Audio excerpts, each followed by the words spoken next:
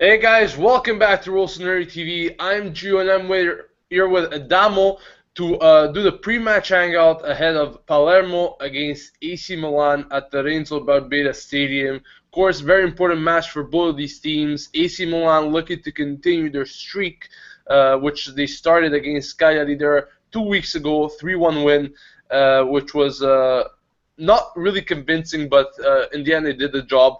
While Palermo is looking to get back on their winning ways after being winless in their last 5 games and actually scoring only 1 goal in the process. At the Renzo Barbera won't be an easy job, however, because Palermo have only lost twice at home this season. Therefore, of course, the home advantage is going to play a big factor in this one and so forth. But before starting, guys, I have a couple of announcements for you. First of all, I would like to thank Dave from Milan Club Philly for sending me the shirt right here, representing them. Great club, guys, great Milan club. If you have the chance and you have Twitter, go follow them on Twitter at Milan Club Philly. And of course, if you're in the zone, why don't you go join them for a few games? Of course, just follow him. Just follow Milan Club Philly, and of course, they'll keep you updated with the events. And the second announcement I want to make is if you're a PS4 or Xbox One FIFA player and you love playing FIFA tournaments and so forth, there's now a site called FIFALeagues.com, which you can find the link in the description below, where you can join these tournaments for free and win great prizes. So be sure to check that out as well. Now let's get started with the matchup.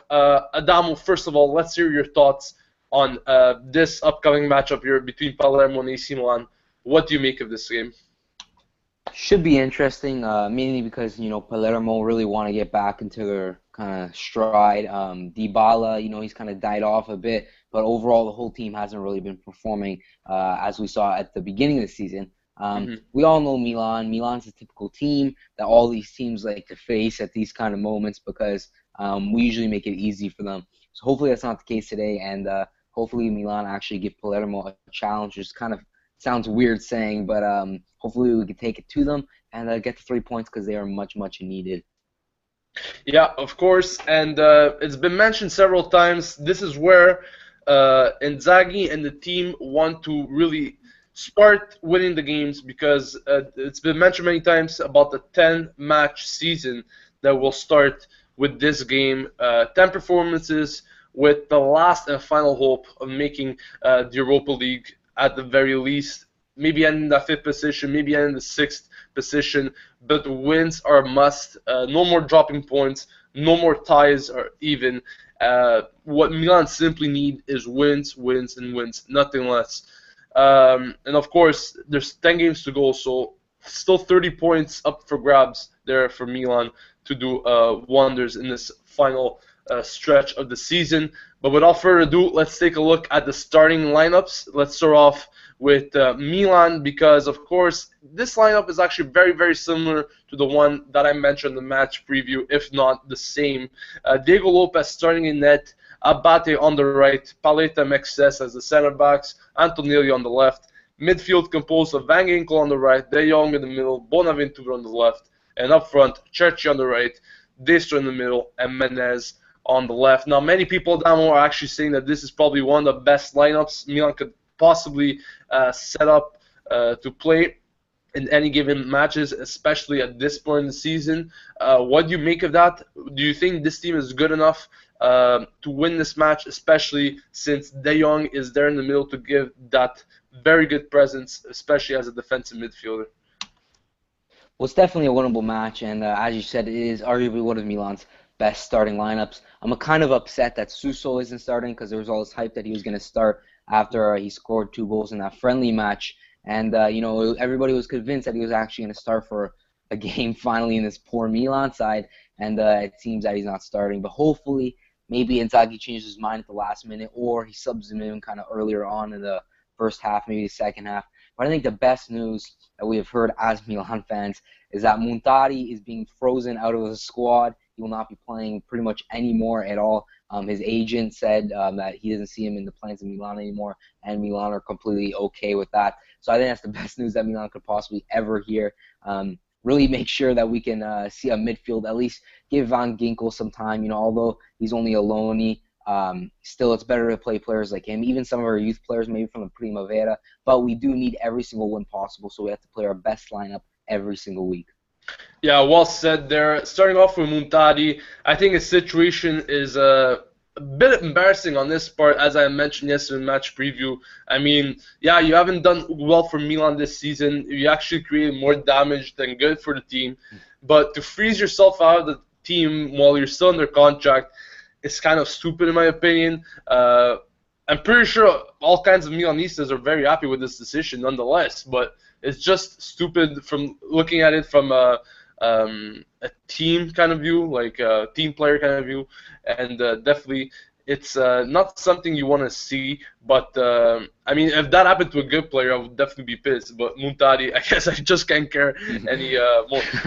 Anyways, also another point there that you made on Suso, you know, after those 2 goals he picked up against Reggiana in a friendly match last week, or was it 2 weeks ago?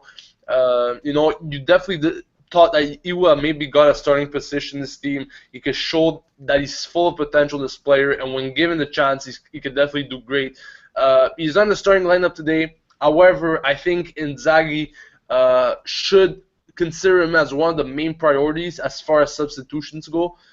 If they need to insert one kind of player in the midfield, you should definitely look at Suso, to say the very least, for this team. And also today, there's not even Onda in the substitutes. Definitely that gives another chance for Suso to make an appearance at any given moment. And we'll see what that brings with Inzaghi. Hopefully, not the same stupid decisions go in this game, because, as I said, and as Adamo said, we need to avoid mistakes. We really need to play to perfection almost in these last 10 games in order to get one last and final hope. With that being said, guys, it's time for predictions. Adamo, what do you think the score will be for Palermo-Milan? Well, I'm gonna go with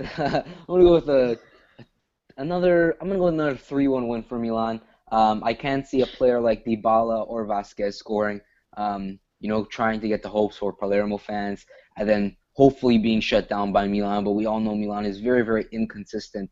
But that's the thing that we really need in these final 10 games. We need consistency if we really do want to make Europa League, which is what Milan obviously want to make.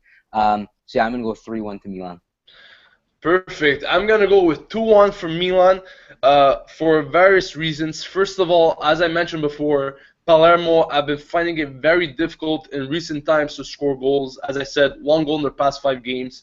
While they're doing pretty good at home with only 2 losses throughout the whole season, I still think they're having real problems, and it's kind of showing that push from the relegation that they got this season.